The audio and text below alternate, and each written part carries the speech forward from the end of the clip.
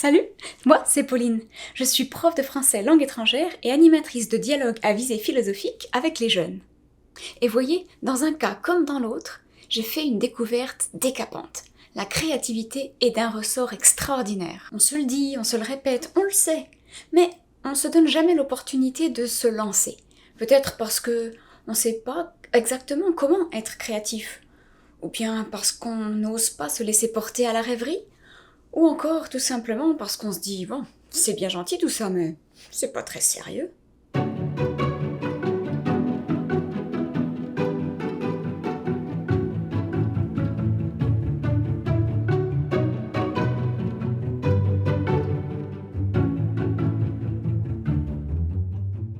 Et pourtant si, la créativité, c'est une affaire super sérieuse. Performer dans sa créativité, c'est le meilleur moyen de s'exprimer soi-même, de découvrir au plus fin ce qui te fait vibrer, d'être plus confiant, d'être authentique et d'apporter ta part au monde, de faire ta différence. C'est aussi un superbe moyen de développer ton ouverture d'esprit et d'apprendre naturellement, de t'approprier naturellement une langue étrangère et sa culture. Ça te permet aussi de te démarquer et d'être innovant pour demain, de penser plus loin. Bref, recourir à l'imagination, c'est s'assurer plus de vivacité d'esprit, une mémorisation plus efficace et une adaptabilité à toute épreuve. Être créatif, c'est bon pour penser avec perspicacité. Ouais, mais pourquoi on s'y abandonne pas plus souvent alors ? Au cours de mes expériences en animation et en enseignement, j'ai décelé 2 types de blocages. Premier blocage. D'abord, la plupart des gens minimisent l'impact de la créativité sur les apprentissages. Mais je rencontre parfois des étudiants ou des philonautes qui prétendent ne pas avoir d'imagination. Mais au détour d'une question ou d'un exercice banal, je les surprends en flagrant délit de fantaisie. Alors, pas de fausse modestie, allez-y, lancez-vous et usez de votre imagination avec tact et sans modération. Le problème, c'est qu'on l'utilise parfois sans en avoir conscience et qu'on ne sait pas exactement comment reproduire le processus dans un temps opportun et à bon escient. Ça prend une attention particulière pour en connaître les mécanismes et pour s'en servir correctement. Et en fait, personne ne nous a appris à prendre conscience de ces mécanismes-là. Mais une fois qu'on les a maîtrisés, on sait les mobiliser et ça révolutionne à jamais notre manière de mieux penser. Blocage numéro 2. Et oui, le blocage numéro 2, c'est un problème avec lequel j'ai beaucoup de mal. J'ai du mal à le supporter et j'ai du mal à le tolérer. Quand on est dans un cours de langue, on est là pour s'ouvrir l'esprit, pour essayer de penser différemment. Et je rencontre parfois dans les cours de langue des enfants qui réagissent à la différence culturelle avec rejet et fermeture.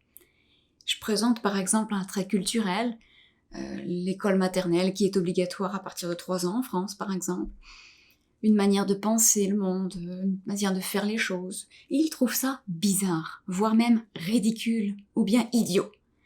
Avant même d'avoir tenté de comprendre comment on peut en arriver là, comment on peut penser ça, quelles sont les causes qui peuvent nous conduire à agir de telle ou telle manière. Avant de comprendre quoi, ils jugent.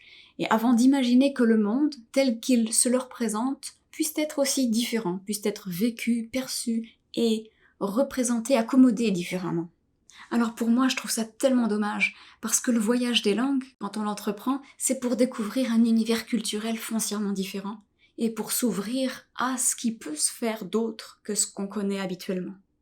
Alors c'est clair que ces 2 approches, la philopratique et la pratique des langues étrangères, se rejoignent dans leur finalité et elles sont complémentaires, en cela que toutes 2 réfléchissent aux différentes alternatives de penser le monde, alors qu'elles sont généralement traitées de façon indépendante et c'est bien dommage. Parce que la langue porte en elle ses codes et cette manière de penser particulière.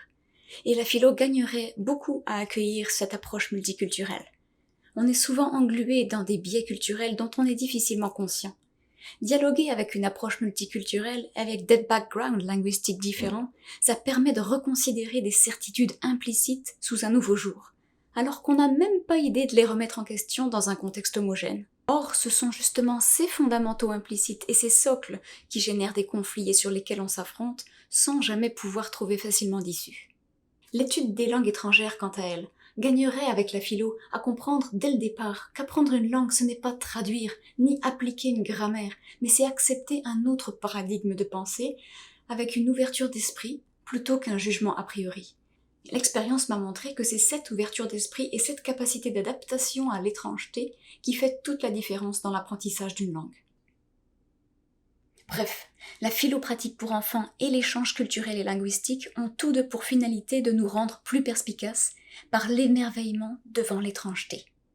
Et comme l'imagination c'est l'expression de sa pensée en action, il est temps de la prendre au sérieux et de lui rendre ses lettres de noblesse.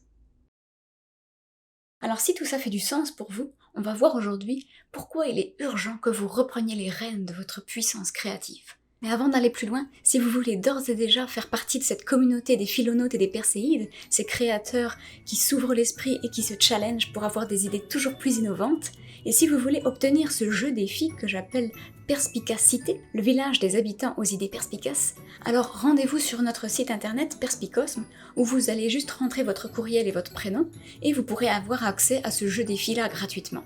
Alors allons-y sans plus tarder pour rallumer la flamme de votre créativité.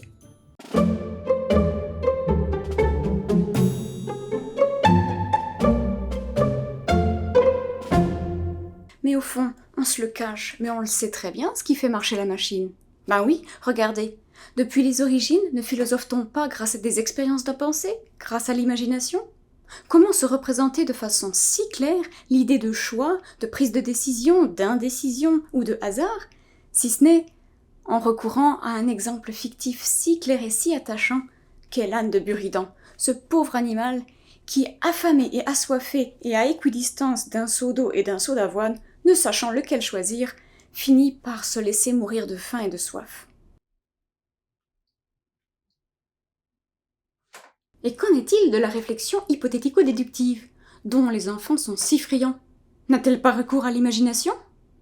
Et si tu étais une planète, autour de qui aimerais-tu tourner ? Et combien de satellites aimerais-tu avoir ? Et si tu pouvais parler à un humain du futur, qu'est-ce que tu lui demanderais ? Et si on refaisait le monde ? Et si on imaginait un nouveau monde ? En atelier des philonautes, chez les enfants, on a les deux pieds dans le terrain, on part du concret, des exemples, de la sensibilité, avant de progresser doucement vers l'abstraction. On a besoin de se figurer les choses dans le concret, pour le concevoir. Faites donc la part belle à la créativité chez les enfants. Ouvrez un livre de jeunesse et exploitez tout le potentiel de réflexion au travers de la fiction. Ce qui en résulte est beaucoup plus profond, beaucoup plus productif que si on attaque le concept dans sa nudité, dans sa rigidité, dans son abstraction. C'est la créativité et l'imagination qui viennent nourrir la réflexion dans les ateliers.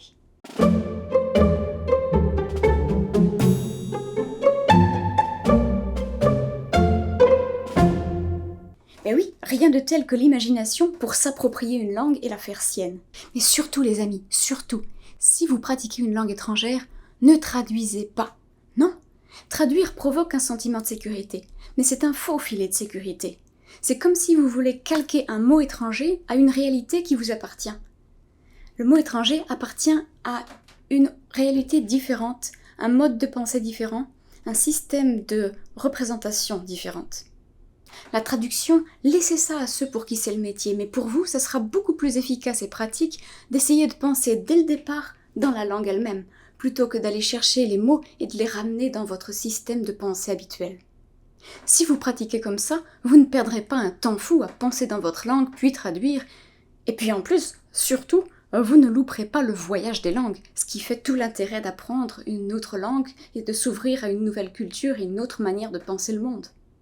Si vous êtes particulièrement quelqu'un qui est en train d'apprendre le français en ce moment et qui aimerait pratiquer la conversation, alors les ateliers de discussion à visée philosophique ou même les ateliers de perséide sont une opportunité pour vous. Ça va vous permettre de gagner confiance en vous, de vous impliquer dans un groupe francophone et de mener à bien un projet concret en français.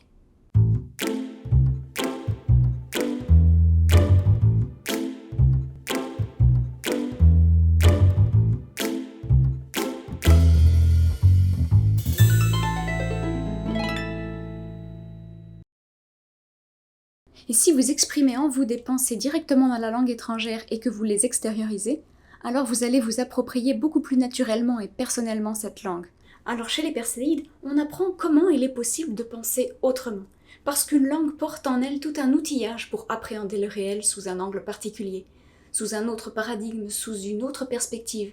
Et c'est ça qui fait naître l'émerveillement. Selon moi, c'est ça qui fait tout l'intérêt d'apprendre une langue étrangère, c'est le fait de s'intéresser aux autres cultures et de s'ouvrir l'esprit. Alors, c'est pas évident, Ça nécessite d'accepter de se mettre à nu, de se jeter dans l'eau, de s'engager vraiment dans ce voyage, d'être un peu vulnérable, de lâcher prise sur sa version de la réalité. Mais si on considère tous les points de vue avant de juger, si on accepte la différence et qu'on apprend la conciliation, le monde sera sans doute bien meilleur. Et vous en pensez quoi ? Je